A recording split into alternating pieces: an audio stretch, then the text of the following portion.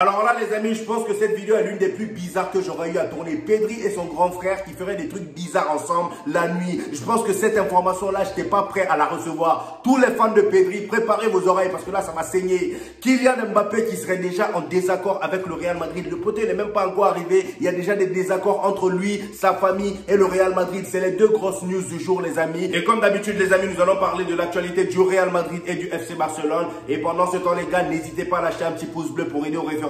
Sans plus tarder les gars, c'est parti. On commence les news du côté du Real Madrid et plus précisément avec Arda Güler les amis. Le gars il est venu au Real Madrid pour jouer au football mais finalement il se retrouve à faire des barbecues avec Brahim Diaz et Valverde. Il y a une vidéo qui circule où on voit que voilà la famille de Valverde, Brahim Diaz et Arda Güler se sont retrouvés pour faire un barbecue. Voilà, comme ils savent que monsieur Arda Güler c'est un Turc et qu'en Turquie l'une des spécialités c'est le kebab. Je pense que là on a sollicité ses services. À défaut de jouer au football, bien faire les barbecues pour nous. Franchement c'est des insolents. C'est des insolents. Et toujours avec Arda Güler les amis, il devrait être titulaire contre la Real Sociedad ce vendredi. Comme vous le savez, on est premier de Liga avec 11 points d'avance sur le deuxième qui est le FC Barcelone. Maintenant notre priorité c'est la Ligue des Champions et plus précisément c'est le Bayern Munich. Le Bayern Munich c'est pas n'importe qui, même s'ils effectuent pas une très bonne saison en Bundesliga, ça reste tout de même le Bayern Munich. Ils ont des joueurs de classe mondiale, voilà, c'est des joueurs on a bien vu comment ils ont éliminé Arsenal. Donc là Carlo Ancelotti compte faire beaucoup de changements contre la Real Sociedad. Il veut reposer les titulaires, mais de toute façon moi ces infos là je les prends avec des pincettes. Voilà, même si c'est Mundo Deportivo qui le dit ou Marca, je le prends toujours avec des pincettes parce qu'à chaque fois c'est les mêmes infos. Voilà, on nous dit toujours que Arda Güler sera titulaire, mais au final Carlo Ancelotti voilà fait autre chose. Voilà, on le met toujours au banc. J'espère que cette fois-ci au moins il va faire tourner un peu l'effectif, même s'il met pas tous les titulaires au banc, mais au moins quelques joueurs, surtout Valverde. Carlo Ancelotti s'il te plaît, gare à toi de faire jouer Valverde cette fois-ci. Au bout d'un moment laisse-le se reposer. Le gars depuis le début de la saison tu ne fais que le faire jouer 90 minutes, il va se claquer à un moment. J'espère au moins que cette fois-ci tu vas faire jouer Arda Güler. Là tu n'as plus aucune excuse. Je sais qu'il y a eu déjà des matchs où tu n'avais pas d'excuse de le mettre au banc, mais tu l'avais quand même fait. J'espère au moins que là tu vas le faire jouer parce que bon, la déclaration qu'il a fait la dernière fois, le dernier match, c'est-à-dire après le FC Barcelone, on lui a posé une question concernant Arda Güler. Il a dit que Arda Güler aura son temps bientôt, c'est-à-dire il aura du temps de jeu très bientôt. Donc j'espère que ça sera ce vendredi. On enchaîne avec Jude Bellingham les amis qui a remporté un nouveau trophée après le Golden Boy qu'il a remporté il y a quelques mois. Là il a remporté un autre trophée et c'est pas n'importe quel trophée, c'est quand même le trophée Laureus. Donc là il y a Foot Mercato qui dit en effet il a été élu meilleur athlète révélation de l'année lors des trophées Laureus. De quoi le mettre en joie. Donc là, on a la déclaration de Jude Bellingham lors de cette remise de trophée. Il dit « Ces dernières 24 heures ont été merveilleuses. Être ici avec tant d'athlètes merveilleux est un plaisir et gagner quelque chose le rend encore plus spécial. Mes coéquipiers sont formidables, le staff est formidable. De plus, les supporters m'ont très bien reçu. Je pense qu'être une star du football implique des responsabilités. » Donc là, il est conscient qu'il est une star du football. Ça, moi, ça fait plaisir. Il s'agit d'être un bon modèle. Je ne suis pas parfait, mais je veux être un bon modèle. Le vainqueur du trophée Copa 2023 a terminé en confiant avoir hâte de jouer l'Euro. Et je rappelle qu'il jouera l'Euro avec l'Angleterre. Et vous savez très bien tous les joueurs qu'il y a en Angleterre. Ils ont Cole Palmer, ils ont Saka, ils ont Jude Bellingham, Harry Kane. Ils sont tous en train de sortir des saisons de malade mental. Ils ont Phil Foden, Grealish. Alors imaginez un peu l'association de tous ces gens-là. Mais bon, avec l'Angleterre, on a l'habitude. Malgré tout ça, je sens qu'ils vont encore flopper à l'Euro. Mais bon, j'espère pas. J'espère que Jude Bellingham ira très loin. Et comme ça, au moins pour le Ballon d'Or, il sera vraiment le favori numéro 1, indétrônable comme l'était Karim Benzema. Voilà, il n'y avait aucune discussion, aucune concurrence. Il a été décisif dans tous les gros matchs. Voilà, là on a ses stats. 40 matchs, 21 buts et 10 passes décisives les amis. Et dites-vous les amis que c'est quand même sa première saison et c'est pas négligeable. Et c'est d'ailleurs pourquoi il est favori pour le Ballon d'Or. Pour sa première saison à 20 ans les amis, c'est juste une dinguerie. Et là comme vous pouvez le voir, toutes les 3 dernières rencontres qu'il a joué face au FC Barcelone, c'est-à-dire les trois classicos qu'il a joué, il a été décisif dans tous les 3. Le premier qu'il a joué c'était le 2-1 en Liga à l'extérieur où il avait marqué le beau but à l'extérieur. Voilà, à l'extérieur de la surface pardon. Et ensuite le 4-1 où il y a eu le triplé de Vinicius et le but de Rodrigo si je me souviens bien. Et ensuite le dernier c'était le 3-2 où il y a eu la polémique de la VAR, la polémique voilà du but qui a été refusé d'après les Barcelonais. Voilà. Donc là aussi il a marqué le but de la victoire et c'est grâce à lui qu'on a pris les 3 points et c'est grâce à lui qu'on est champion et qu'on sera champion. On enchaîne les amis avec un vétéran du Real Madrid, monsieur Lucas Vazquez, l'un des guerriers du Real Madrid. Le poteau toute sa carrière, il a été considéré comme prometteur, comme on va dire une pépite, mais sauf que là, le poteau, il a dépassé les 30 ans. Là, je crois qu'il a 32 ans ou 33 ans, je sais plus trop, mais je pense qu'il a 32 ans. Et donc là, le Real Madrid avance sur sa prolongation, voilà, sur la prolongation de Lucas Vazquez. Des discussions pour son nouveau contrat sont prévues cette semaine. Je ne sais pas ce que vous en pensez de cette prolongation. À un moment, j'étais contre sa prolongation, mais après la performance qu'il a sortie face au FC Barcelone lors du dernier Classico, franchement, les gars, faut le garder. C'est un guerrier, c'est le genre de joueur qui chouine jamais, voilà. Même quand tu les mets remplaçants et que tu le fais jamais jouer, ils sont là, ils posent pas de problème. Et voilà, ils sont pas là à raconter n'importe quoi dans les médias. Ils sont toujours là quand on a besoin d'eux et ça fait plaisir d'avoir ce genre de joueur. Ça fait du bien. Donc moi, je suis pour sa prolongation. Donnez-moi votre avis en commentaire d'ailleurs par rapport à ça. On enchaîne avec Luka Modric, un autre vétéran les amis. Alors que des rumeurs parlaient de ses envies de départ pour retrouver du temps de jeu, Luka Modric aurait changé d'avis. Il souhaiterait prolonger avec le Real Madrid. Et je me doute bien que malgré son envie de rester au Real Madrid, il sait au fond de lui qu'il n'aura pas le temps de jeu qu'il demande. Parce que là, on a des jeunes joueurs et surtout la saison prochaine, il y aura beaucoup de nouvelles arrivants. Voilà, on a déjà Valverde qui est imbougeable. Et au milieu, voilà, il y a Tchouaméni qui est 6. Toni Kroos aussi se fait vieux. Je pense que Toni Kroos, si je me souviens bien, lui, il a déjà prolongé ou il va prolonger.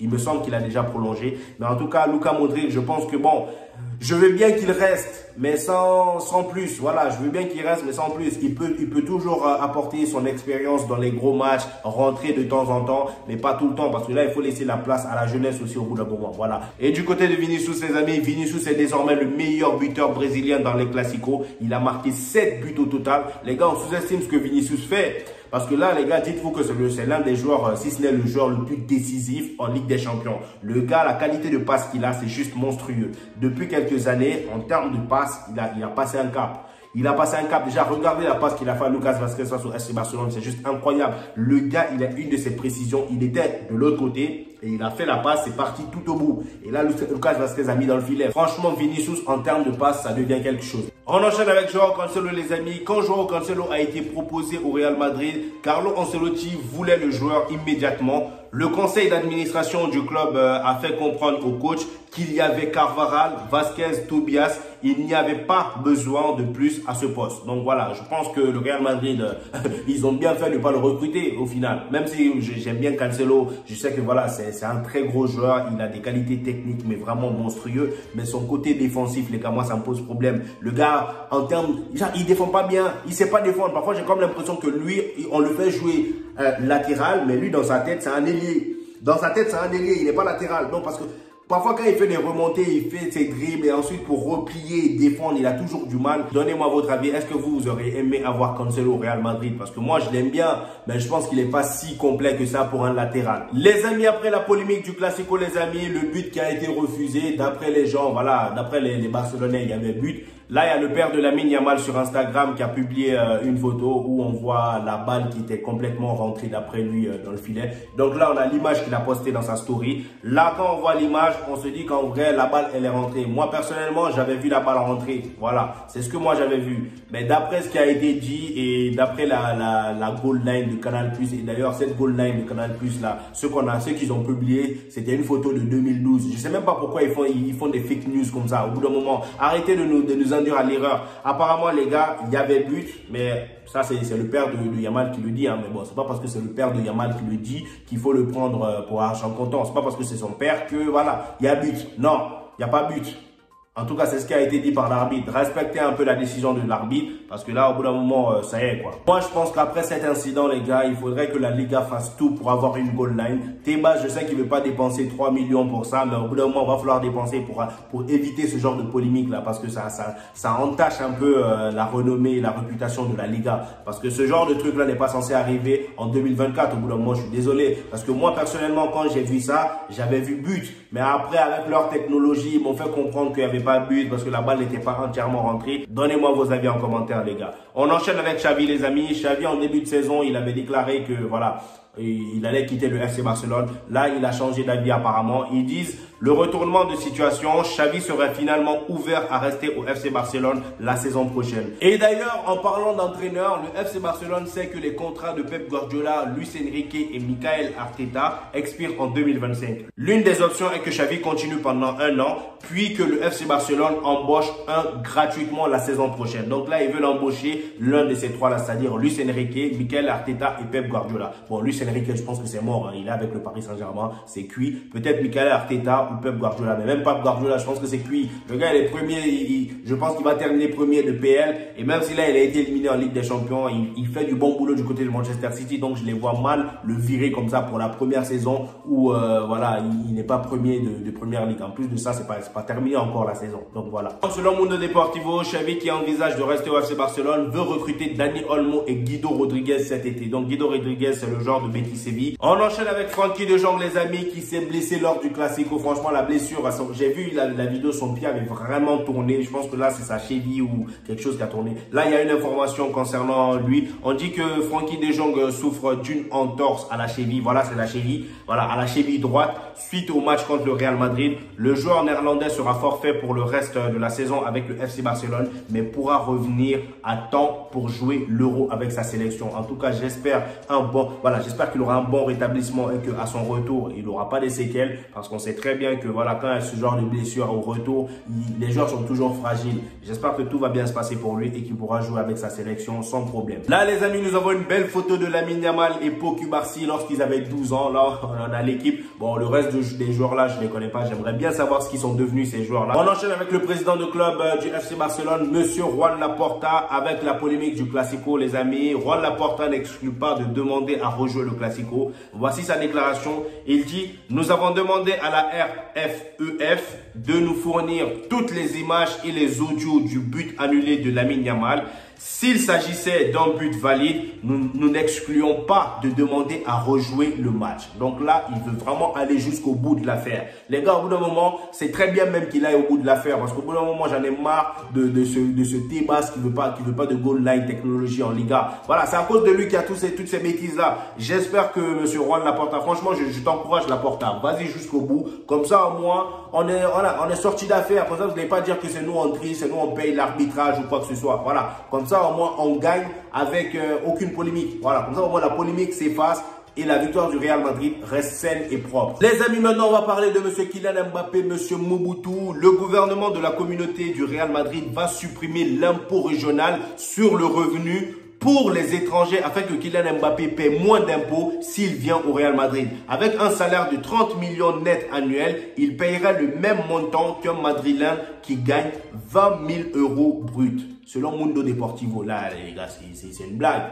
J'espère que là, cette info, c'est une blague parce que là, je ne peux pas y croire. Donc, à cause de Kylian Mbappé, vous allez réduire les impôts. Donc, les pauvres gens qui passent leur temps à payer les impôts, eux, vous vous en foutez. Mais Kylian Mbappé qui est déjà riche, vous voulez réduire les impôts pour lui. Il faut arrêter les conneries au bout d'un moment. Il faut arrêter les conneries. Ça veut dire quoi? Donc là, les riches deviennent plus riches et vous appauvrissez les pauvres. Je pense que cette info-là, je ne peux pas y croire. C'est pas possible. Je ne peux pas y croire. En tout cas, donnez-moi votre avis par rapport à ça. Qu'est-ce que vous en pensez? Parce que là, c'est une autre dictature. Déjà qu'au Paris Saint-Germain, on se plaint du fait que le gars, il impose ses règles. Là, carrément, en Espagne, ça prépare déjà, ils sont en train de préparer une réduction d'impôts pour lui. Ça veut dire quoi ça? Là, le gars déjà, vous lui montrez que vous êtes fébrile au bout d'un moment. Montrez-le que vous êtes le Real Madrid. Peu importe ce qu'il faisait au Paris Saint-Germain, à son arrivée, il va respecter les mêmes règles que tout le monde. Et d'ailleurs, toujours avec Kylian Mbappé, les amis, le club Mbappé a 2 désaccords avec le Real Madrid. Donc, il est dit, Kylian Mbappé, 25 ans, va quitter le Paris Saint-Germain libre cet été. Le Français va rejoindre le Real Madrid, mais il reste encore quelques points à régler entre les pensionnaires du stade Santiago Bernabéu et le clan Kylian Mbappé, comme le rappelle Relevo ce mardi. Donc là, les amis, c'est le média Foot Mercato qui nous parle de cette info. Donc, ils disent, en effet, le média Ibérite explique que Faiza Lamari, la mère et l'agent de Kylian Mbappé, veut essayer de récupérer, pardon, jusqu'au bout le plus d'argent possible pour son fils qui va être moins bien payé qu'au Paris Saint-Germain. Donc là, vu que Kylian Mbappé va pas être bien payé, c'est-à-dire qu'il va être moins payé au Real Madrid qu'au Paris Saint-Germain, là, elle veut tout faire pour récupérer le maximum de pognon avant d'aller au Real Madrid. La question des droits à l'image qui n'est pas encore finalisée est toujours sur la table. Relevo indique que le clan Kylian Mbappé est conscient que les Madrilènes comptent là-dessus pour financer une partie de son transfert. Mais la Marie, c'est-à-dire la mère de Kylian Mbappé et ses équipes font leur maximum pour que le capitaine des Bleus conserve le plus grand pourcentage possible. Donc là, en fait, tout se joue sur les droits d'image. Le Real Madrid compte sur les droits d'image pour financer une partie du transfert de Kylian Mbappé. Et la mère de Faiza, elle aussi, elle est en train de se battre pour récupérer un plus gros pourcentage sur ses droits d'image. Parce que bon, vu que son fils va être moins bien payé au Real Madrid, elle veut se battre pour que voilà, elle ait un maximum de pognon. Et je peux la comprendre. On arrive enfin sur la grosse polémique entre Pedri et un supporter du FC Barcelone, les amis. Vous savez qu'après l'élimination du FC Barcelone, beaucoup du supporter du FC Barcelone étaient vraiment énervés et remontés contre les joueurs barcelonais. Et d'ailleurs, Cancelo s'est fait insulter toute sa famille, même son bébé qui n'était pas encore né. Il y a des gens qui lui ont souhaité la mort. Franchement, c'est horrible. Et du coup, là, ils se sont attaqués à Pedri. Il y a un fan barcelonais qui est allé sur Twitter et il s'est lâché. Et surtout, il ne s'est pas lâché que sur Pedri. Il s'est lâché sur le frère de Pedri aussi. Donc, voici le tweet qu'il avait publié. Et donc là, nous avons la traduction en français. Donc, il dit, il faut parler sérieusement de Pedri. Talent gaspillé, zéro testostérone. Tout Barcelone sait ce que lui et son frère font la nuit. Là, il fait allusion à quoi, à votre avis? Voilà, tchoukou tchoukou. Il dit, tout Barcelone sait ce que lui et son frère font la nuit. Physiquement, il ne supporte pas de jouer 30 minutes. Il passe plus de temps blessé que de jouer, pardon. Voilà. Donc là, c'était la déclaration. Franchement, les gens, ils sont horribles. Donc là, on a le frère de M. Pedri qui a répondu à cette publication. Le gars, il est remonté. Donc, le frère de Pedri dit en story, comme vous pouvez le voir là, il a publié une story où il répondait. Donc là, le frère de Pedri a répondu aux propos du gars, c'est-à-dire le fait qu'il ait dit que, voilà, Pedri et son frère, on sait tous ce qu'ils font pendant la nuit. Vous savez bien à quoi il fait allusion, vous n'êtes pas des enfants. Donc là, le frère dit, dis-moi exactement ce que nous faisons. Donc là, il veut vraiment que le gars dise, parce que là, le gars a insinué un truc sans aller plus loin. Là, le frère lui dit, dis-moi exactement ce que nous faisons. Tu peux aimer plus ou moins la carrière sportive de mon frère, mais remettre en question son travail et son engagement, c'est être ignorant et ne pas nous connaître du tout. Tu es un salaud et un menteur. Tu es un salaud et un menteur. Franchement, là, les gars, c'est abusé. Faut arrêter un peu de prendre les joueurs pour des marionnettes, pour des poupées. Ils ont des cœurs, c'est des êtres humains. Là, vous manquez de respect à Pedri et à son frère, alors que vous savez pas les sacrifices que le gars, il a fait pour être là où il est aujourd'hui. Les blessures qu'il a eues, c'est pas de sa faute. C'est de la faute, voilà, de l'Espagne et du FC Barcelone qui ont mal géré son temps de jeu. Ils l'ont carbonisé dès 18 ans. C'est pas de sa faute. Et du coup, là, son corps n'est plus apte à tenir un certain rythme, voilà, de jeu et de temps de jeu. Donc, c'est pas de sa faute. Faut arrêter de tout le temps raconter n'importe quoi sur les réseaux sociaux. Donc voilà. On termine les amis avec une information bonus. Cette fois-ci, c'est pas sur le FC Barcelone ni sur le Real Madrid, mais c'est sur le futur entraîneur du Real Madrid. En tout cas, j'espère, monsieur Xavi Alonso et son équipe, le Bayer Leverkusen. Donc là, les amis, le Bayer Leverkusen refuse de perdre depuis des mois. Vous le savez, hein, les gars, peu importe la façon dont tu les domines, peu importe le score que tu les mets, même si tu gagnes 40 buts à 0 à la 93e minute, attends-toi à ce qu'ils égalisent. Regardez un peu les résultats lors de ces 2 derniers mois. Donc le 7 mars, égalisation à la 90e minute contre Karabakh, 2-2. Le 14 mars, égalisation à la 93e minute, but de la qualification à la 98e minute contre Karabakh, 3-2. Le 30 mars, égalisation à la 88e minute et le but de la victoire à la 91e minute contre Hoffenheim, 2-1. Incroyable. C'est pas fini. 18 avril, égalisation à la 89e minute contre West Ham, 1-1. Le 21 avril, c'est-à-dire leur dernier match, égalisation à la 97e minute contre Dortmund, 1-1. Waouh.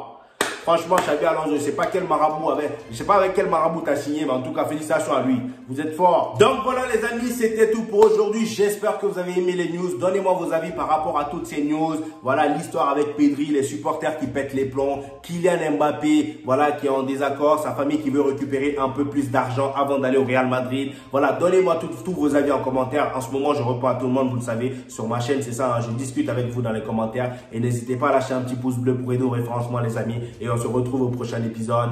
Peace!